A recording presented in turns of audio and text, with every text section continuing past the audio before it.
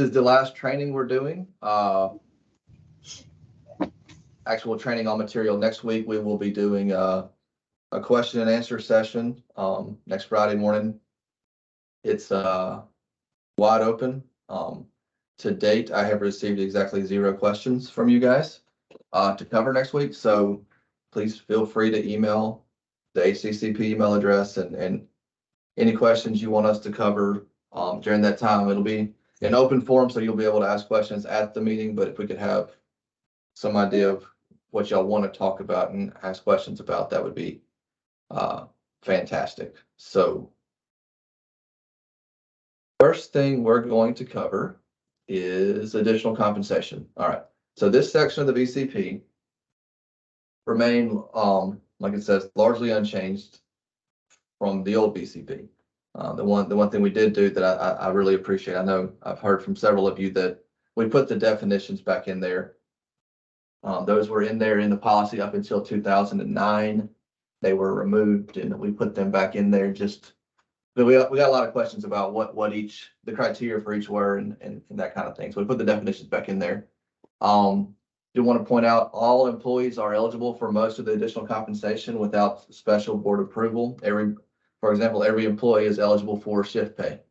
If they work a shift that's outside of regular working hours, they are eligible for shift pay. Every employee is eligible for standby pay if they're required to be on call.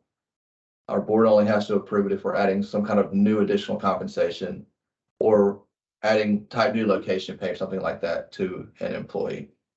So that last bullet point is, I think it should go without saying, but I've had to meet with auditors about this before. So just pointing out, you shouldn't be paying someone shift pay if they're not actually on second or third shift. You shouldn't pay them for additional compensation if they're not actually performing the duties associated with the reason why they're receiving additional compensation. So just keep that in mind. Agency head maximum salaries. Every December, we take to our board recommendations for maximum salaries for agency heads.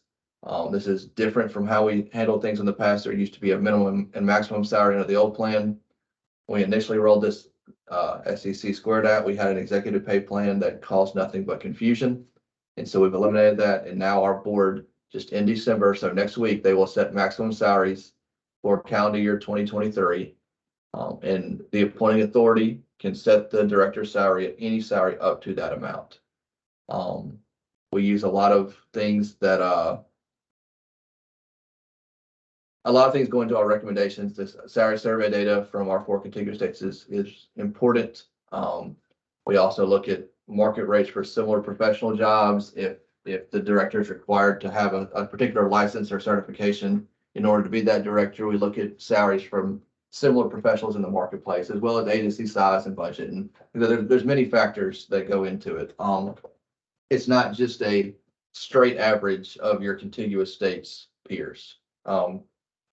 We did receive a lot of salary survey data this year, which was fantastic. We were able to use it and come up with the recommendations, and it did help several of the ones that you did submit. It did help with your recommendation for your agency head. So appreciate you sending that to us. So we do it every year in December. We'll ask for it again next fall for next year's recommendations. So NeoGov hires.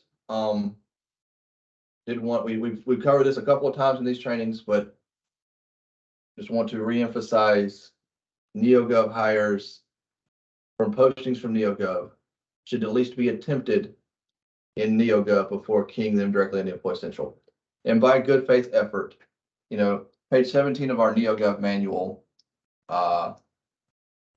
has what it is to hire someone in there. And so like when we see things fail in Employee Central or in the crosswalk to Employee Central, it's not necessarily because the system itself failed. It's because if you look at the annual salary, people will put a $ and commas in that blank. They will put dashes in the social security number or only put the last 4 of the social and not the full social. They'll leave something blank. They'll have, for the birth date, they'll do just, 12/12/82 instead of 12/12/1982. So when we say good faith effort, we mean, you've made a good faith effort to put this information in NeoGov correctly so that it has the potential to crosswalk before you go key it directly into Employee Central. So just ask that you make that effort. All right, last thing to cover are retroactive payments. These come up pretty regularly. And so wanted to cover, because I know we have a lot of back and forth with some of you guys about what we need in terms of documentation for retroactive payment. So retroactive payment is any salary adjustment for any reason that goes to a pay period that has already been paid. If they have not been paid for that time period yet, then it's not retroactive. Once they receive a check for the pay period in question and we want to go back and adjust pay for that pay period, it becomes retroactive pay. That is prohibited by the Constitution unless there is what the Constitution defines as an administrative error. Our SAG, Special Assistant Attorney General Heather, and our General Counsel, Richard Davis, both have to sign off on this type of request before your analyst will process a retroactive payment. So there's a very, very specific Attorney General opinion. That's the number from back in 2014 that Deanne Mosley asked for, our previous director. And I just want to hit some of the highlights so you understand why we give you such a hard time about these. All right. The AG's office, I want to put, strictly forbids the payment of retroactive salary increases to any public employee unless it's clearly shown to be back pay previously due but unpaid because of administrative error. Section 96 strictly forbids this. I repeated myself. We believe the focal inquiry of an agency is making this determination is the employee did not paid for time worked at a salary or pay scale to which the employee was legally entitled. It goes on to say, in such situations where the increased pay or promotion was discretionary, this office has repeatedly opined that retroactive pay could not be awarded. Well, most of what we do is discretionary. Okay, so just keep that in mind. That's the first criteria is it discretionary or are you required to pay it? And then it goes on to say this office has set out where compensation should have been mandatorily increased, but the increased compensation was not paid due to oversight. Okay.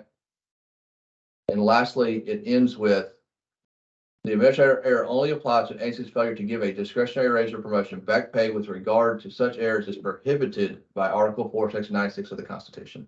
So this is why we give you a hard time while we ask for timesheets, while we ask for, a letter from a promotional letter just saying, hey, you're going to be promoted to this title at this salary on this day. Something that shows that there was clear intention and y'all agreed that that was the salary or title that they were going to make and be paid in order to process these things. So we get a lot of these things. So they're usually significant back and forth between the analyst and between me and you guys. And, there's times where it gets, through your analyst and me, and then Heather or Richard then send it back to us saying, I want to see X, Y, or Z. This is why. So just keep that in mind. Auditors, we actually had armed auditors show up for a retroactive pay in the past, in this calendar year. So just, we take these seriously, please. Do your best to get them processed on time and be understanding when we ask you for things. There's reasons why. Last thoughts. If you have a complicated situation, reach out to your analyst and discuss what the ultimate preferred outcome is. I looked at one yesterday with an analyst who was looking at a 6th transaction for one single employee. So if we could get to a point where, had we just known what your ultimate preferred outcome is, we probably could have narrowed or shortened that process considerably. And then I did get one person who wanted me to talk about the last bullet point. If you promote a current state employee as a result of an advertised and competitive recruitment, the salary increase associated with that promotion will not count against their in-range eligibility. If they already gotten 5, they'd still be eligible for 5 more this FY. That current employee advertised competitive recruitment will not count against their in-range eligibility.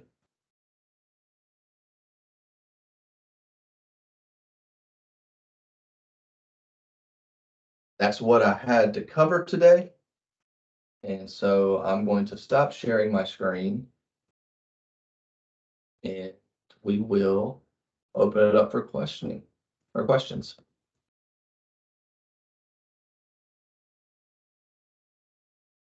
Questions?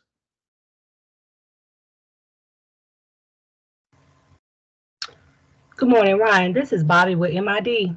Yes, ma'am. I don't have a question, but I do have a compliment regarding your last statement regarding reaching out to the analysts.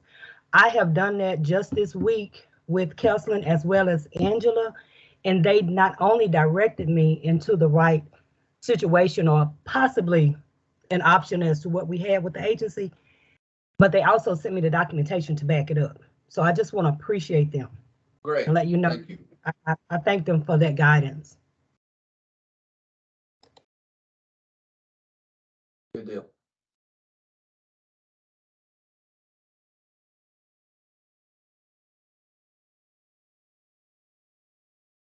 I'll take compliments too, if you want to do that too. But if you have any questions, we'd love to have them.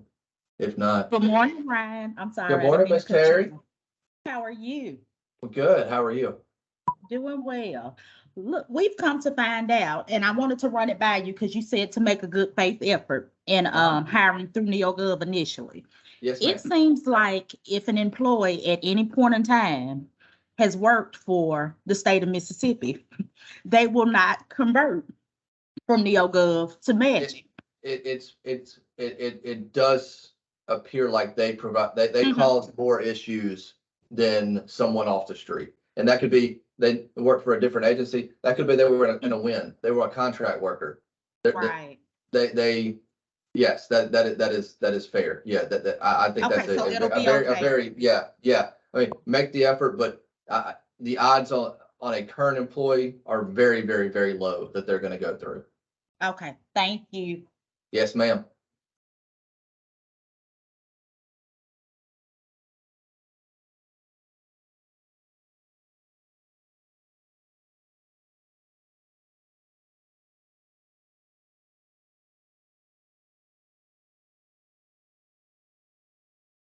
Yes, so Lindsay Welch asked a question in the chat. If an current employee applied for an advertised promotion and they got brought to minimum, that will not prohibit them from getting an in-range adjustment. That is correct. So again, if it's advertised and you could have paid somebody off the street that salary, we're not going to count that against them. Because a new employee off the street would have been eligible. So we're not going to hold that against a current employee.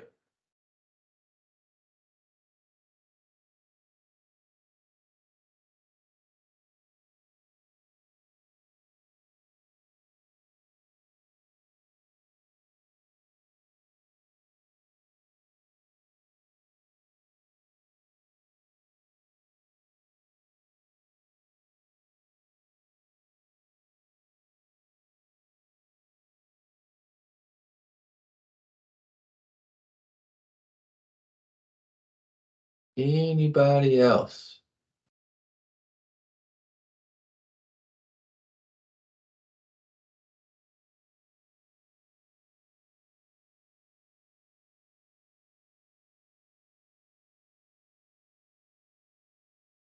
All right. Well, I'm not going to keep you any longer than I have to on a Friday. Y'all have a great weekend. Email your questions to the HCCP email, and we will get back together next week for questions. And if we don't have any, we won't. It'll be a very short meeting, and if we have a bunch, we'll go through them all though. So y'all have a great weekend. Thank you. You as well. Thank you, Rod. See y'all later.